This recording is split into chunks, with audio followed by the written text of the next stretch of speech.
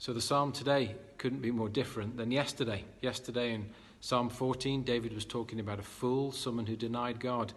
Today, Psalm 15, David's talking about someone completely different. Who is that? Well, let's see by reading verse 1. He asks a question. Lord, who may dwell in your sacred tent? Who may live at your holy mountain?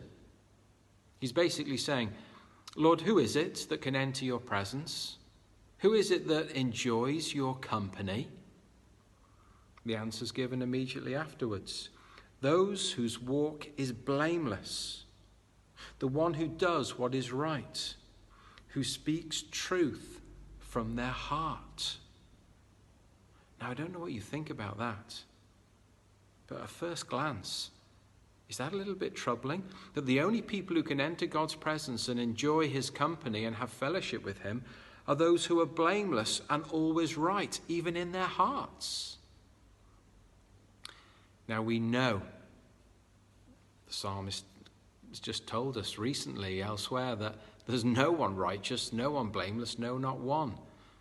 Of course, except God's Son Jesus, who came to be our Saviour. And for all of us who are Christians, we're only saved by our faith in what Jesus has done. So what does David mean here? Knowing that we're all full of faults and failings, is David the author himself with his life? Well, he's saying, what are the characteristics of those who follow God? What does it look like, Lord, to be someone who can enjoy your company and enjoy your favour? And David is describing a transformed life of anyone who has been saved by faith. All of us who want to be followers of God will want to walk in the footsteps of his Son Jesus, our Saviour. We will want to walk the talk, is a phrase we often talk about. We'll want to, as Jesus called us, to bear spiritual fruit.